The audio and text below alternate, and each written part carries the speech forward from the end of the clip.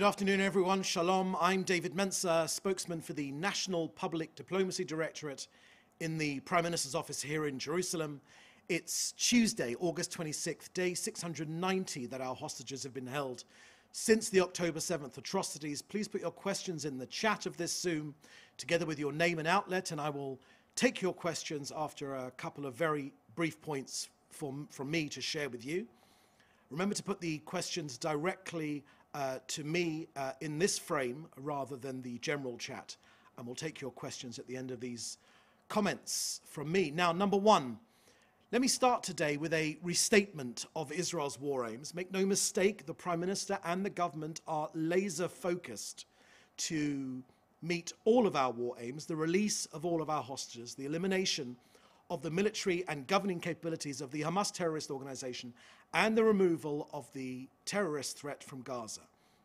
Now, Roy, if you could put up that slide now. The 5 principles adopted by the cabinet for ending the fighting are: number 1, disarming Hamas; number 2, returning all of the hostages, every single one of them, the living and the murdered alike; thirdly, demilitarizing Gaza; 4th, the Israeli overall security control over the Strip for the foreseeable future; and finally, number 5, the establishment of an alternative civilian administration, Gazan-run, that is neither Hamas nor the Palestinian Authority. Next, let's move to Lebanon. Israel has acknowledged the extremely significant step by the Lebanese government under the leadership of President Aoun and Prime Minister Salam. The recent momentous decision by the Council of Ministers to work towards the disarmament of Hezbollah by the end of 2025 was a momentous decision. It marks a crucial opportunity for Lebanon to reclaim its sovereignty and restore the authority of its state institutions, military and governance, free from the influence of non-state actors. In the light of this important development, Israel stands ready to support Lebanon in its effort to disarm Hezbollah and to work towards a more secure and stable future for both countries. If the Lebanese armed forces take the necessary steps to implement the disarmament of Hezbollah, Israel will engage in reciprocal measures, including the phased reduction of the IDF presence in coordination with the US-led security mechanism. Now is the time for both Israel and Lebanon to move forward in a spirit of cooperation, focusing on the shared objective of disarming Hezbollah and promoting the stability and prosperity of both nations. And finally, before we come to your questions, let's talk about the humanitarian aid situation. Every innocent life matters to this country. That is why, even in war, Israel has gone to unprecedented lengths to feed and protect Gazans.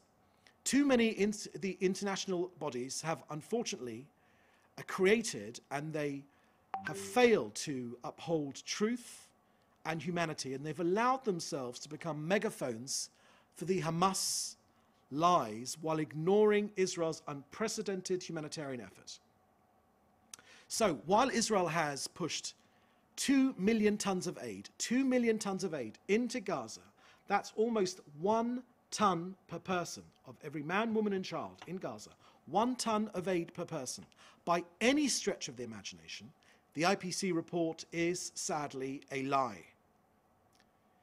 Israel is actively preventing starvation. It does not cause it, of course. Here are the facts which have been missing from this debate. Since October 7th, more than 101,000 trucks, 2 million tons of aid facilitated by Israel, as I said, 1 ton per person, has gone into Gaza. Between 300 and 400 trucks are going in a day. Now, the collapse in the prices of food inside Gaza are testament to Israel's humanitarian surge. Now, the Gaza Humanitarian Foundation have pushed in more than 2.2 million relief packages. Around 135 million meals have been delivered to Gazans by the Gaza Humanitarian Foundation. Community kitchens in 86 sites are giving out 400,000 plus meals every day, and the UN and the World Food Programme. This is very significant. Of the around 1,000 trucks that went in, only 10 reached their warehouses. The rest of them were looted. And at Kerem Shalom, hundreds of journalists have now seen food piles left untouched because UN agencies refused to distribute them. Israel has surged aid by airdrops, by sea routes, by safe corridors, and by GHF sites manned by American companies. No other nation at war has gone to such lengths. And this has been confirmed by John Spencer, the chair of the Urban Warfare Institute at West Point. So who is really starving? Unfortunately, the hostages held by Hamas.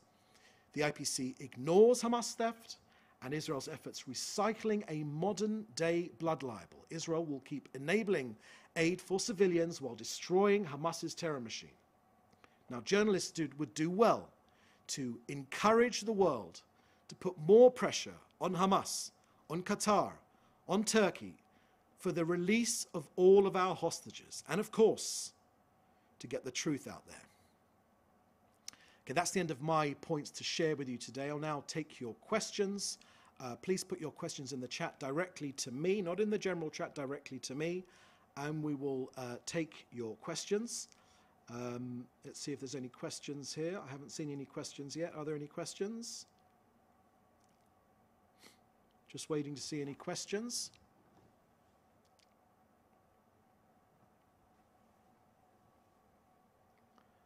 Okay, I can't see any questions. If that's the case, thank you for joining us. We'll have another briefing again shortly. Let's see if there's any questions. No? Okay, we're just trying to get to the questions. Just give us a moment. We've got a technical hitch while we get to the questions.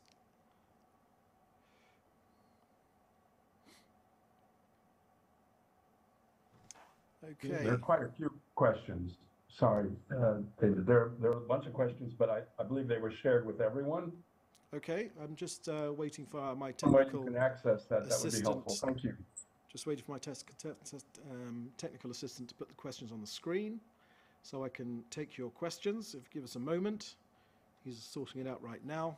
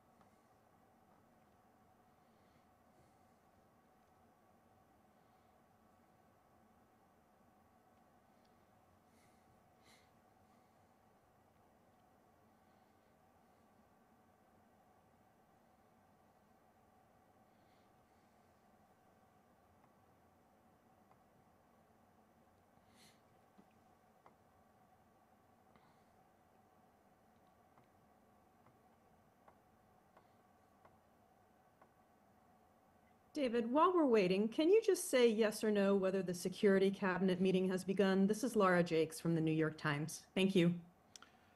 Thank you for that question, Laura. It is not our practice to say when cabinet meetings take place. We will certainly update you on the results of any cabinet meetings after they take place, but it is not our practice to share when they start, but we normally share the outcomes of those meetings after the cabinet meetings. Maybe if there are any other questions I could take audibly, then I'd be happy to take them. Hi, David. Matthew Doran from ABC News Australia here. Hi, Matthew.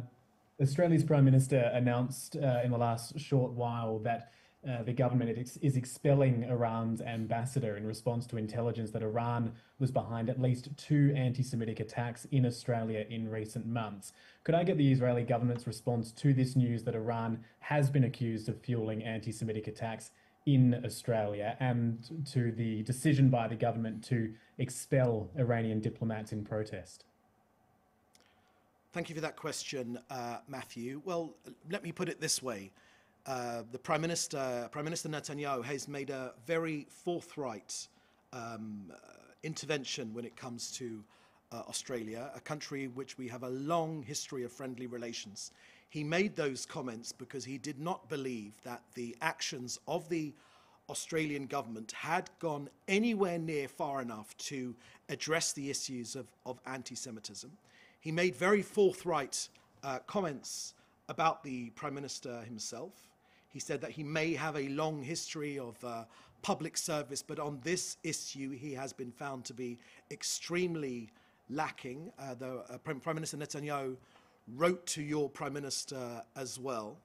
And we certainly see it from Israel that Australia taking the threats against Israel and the Jewish people, Jewish Australians living in Australia, for the Australian government to take those threats seriously is a positive outcome. It is, of course, a matter for the Australian government, the actions they take, but be in no doubt the government of Iran, I don't say the people of Iran, the government of Iran are a wholly negative influence on world affairs. They openly say they wish to wipe this country off the face of the earth. And they have around the world, in London and now it seems in Australia as well, are actively seeking to attack Jewish communities and other Israeli interests or targets in Israel. So we would say that it's a matter for the Australian government, of course, what they do. But from Israel's point of view, we have raised this issue in a most forthright way, not because we wanted to, but because we believe this issue was not being given the seriousness that it deserves, giving in to the mobs in Australia or anywhere else around the world that make the most noise but are not the majority, but simply make it the most noise, is a method of achievement. Jewish Australians felt threatened. The relationship between this country and Australia was damaged.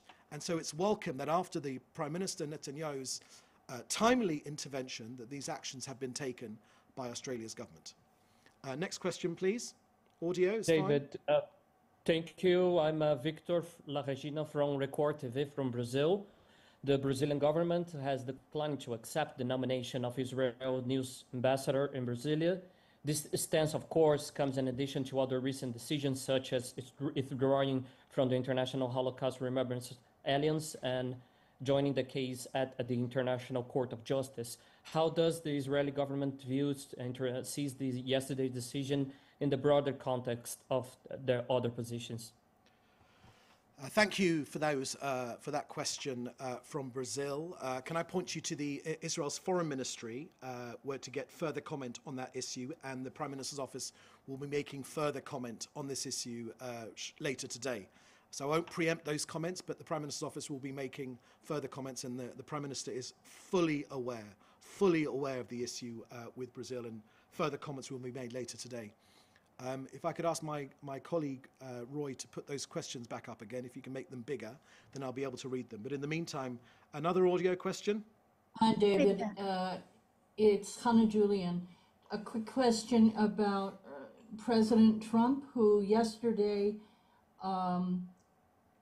said that he was hearing for the first time about the attack on Nasser Hospital in Gaza, and followed up by saying that he expected the conflict in Gaza to end within the next 2 weeks or 3 weeks. Absolutely. Is there a response to that? Thank you for that question, Hannah. First things first, of course, the Prime Minister believes that President Trump is Israel's best friend, the most friendly, the most understanding, the most knowledgeable president, partner for this country that Israel has ever had in the White House, and we are extremely grateful. There is no daylight between our two governments, and we are working extremely closely on our war objectives. There have been so many achievements in this war. which we've worked together with the Americans on. You know, they told us that no hostages would ever come out home alive, and today 205 are out, back with their families, 148 alive, but also, unfortunately, too many dead hostages, but living proof that Israel has done the impossible together in partnership with our American allies. The Prime Minister said very, very clearly that we want this war to end as quickly as possible. That is our objective, and we haven't got any further comment to make regarding President Trump's comments. Just to say that I can tell you from first hand that the Prime Minister and the President are in extremely close contact very, very, very often. Okay, next question. Hi, it's Rebecca Hartman here from BBC News. Did civilian open source intelligence material play a role in the decision to strike the Nasser hospital in Gaza? And is the IDF investigating that as part of the investigation? Thank you. Thank you for that question from the BBC. The BBC, I will remind you, have never ever called Hamas a terrorist organization, to your shame. You have also, the BBC, have been an institution which has paid money, license fee money, to your shame, to the terrorist organization. That has been come out as a fact.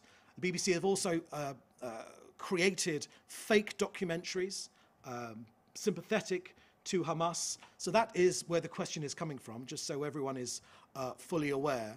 The Prime Minister made a very clear comment about the incident yesterday at Nasser Hospital. That comment is available online. It's available on the Prime Minister's Twitter feed.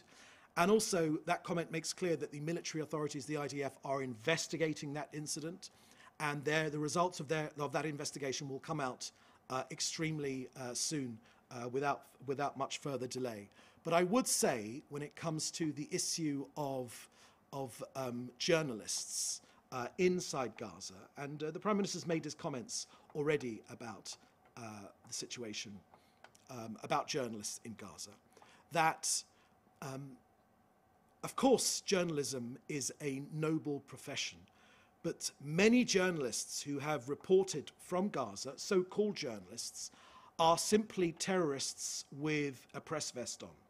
And the latest example of that was the Al Jazeera journalist who was targeted and eliminated. He was on the Hamas payroll. He was in the Hamas telephone book. He was a Hamas company commander. He went through Hamas training.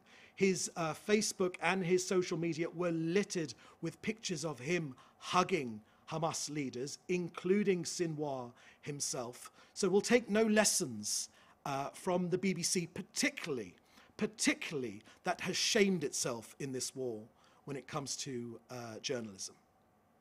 Of course, we take journalists, the rights of journalists to do their work extremely seriously. This is the most open country when it comes to a free press in hundreds of miles in any direction. Okay, I can see some further questions here from Lara from the New York Times. You're asking me if the Security Cabinet meeting has started already. I've answered that one. Another question here from Spanish media. When does Israel plan to allow international press into Gaza? Request is made by many major journalistic organizations. Thank you for that question, Maria, about media going into Gaza. This has gone on far too long. Hundreds of journalists have gone into Gaza. Hundreds of journalists have seen the aid waiting on the Gazan side of the Israel-Gaza border. And if journalists wish to enter Gaza, they should make their request through the IDF. Next question, I think I've taken that question from Matthew Doran. The next question is from RT, from Asia Apakova. On Wednesday, IDF troops completed a targeted raid on several commando outposts belonging to the old Syrian regime on the slopes of Mount Hermon summit in Syria. Just flick back.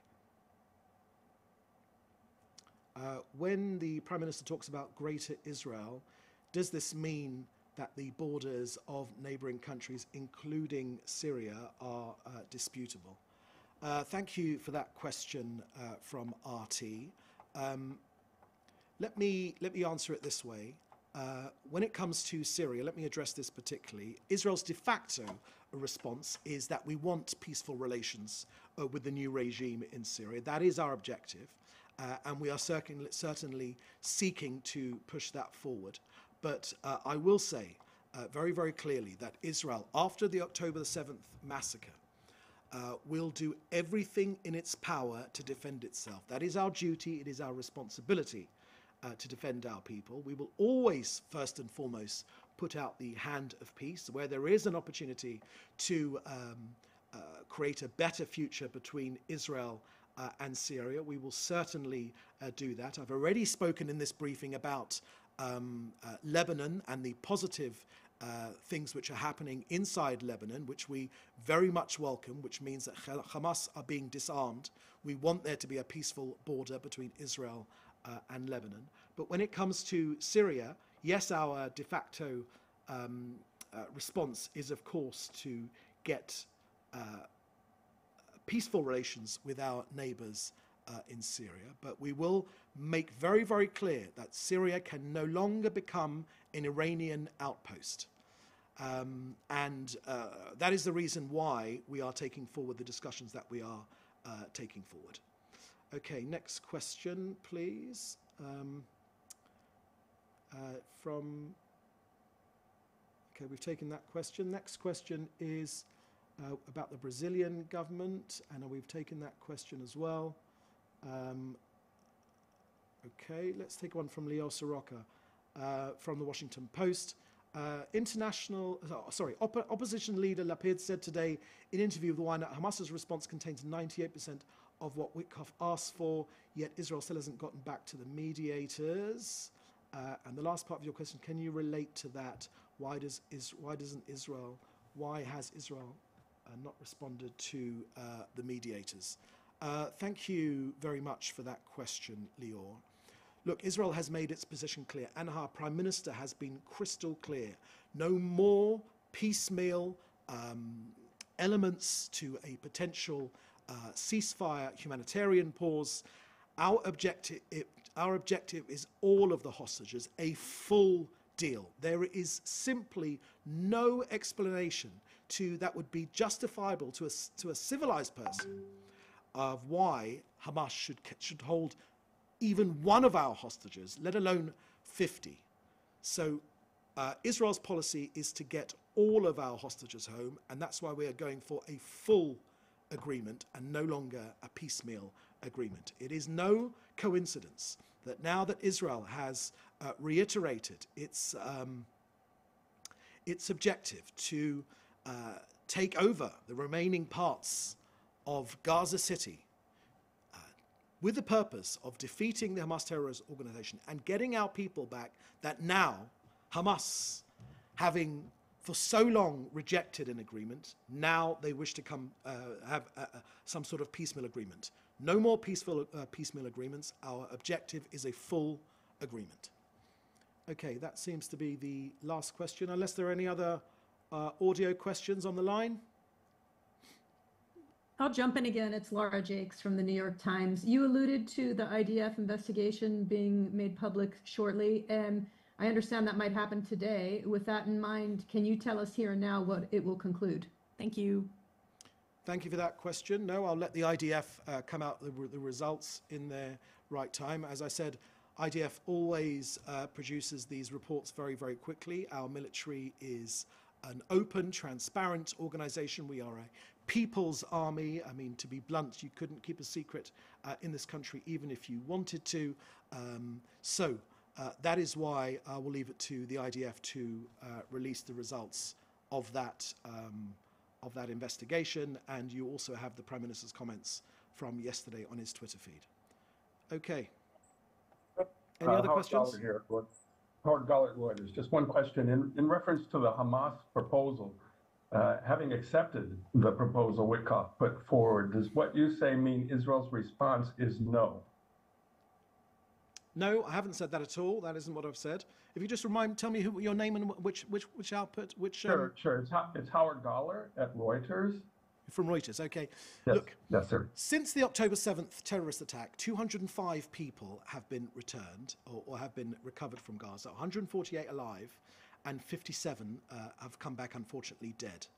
Israel, this is the point I want to share with you. Israel wants a full and complete deal that brings all of them home.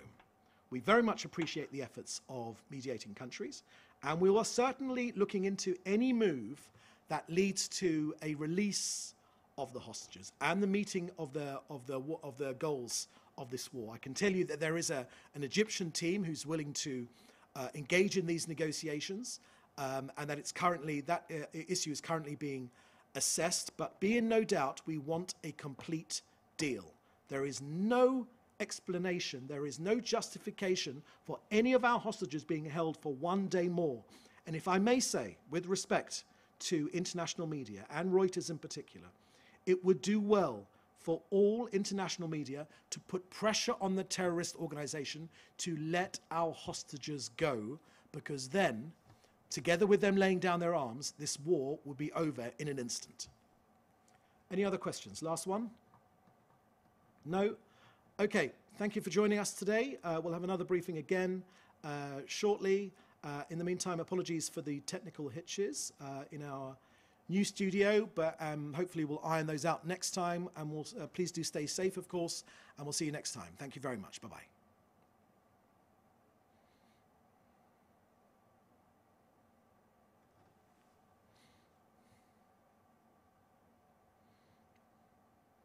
It's all right, David.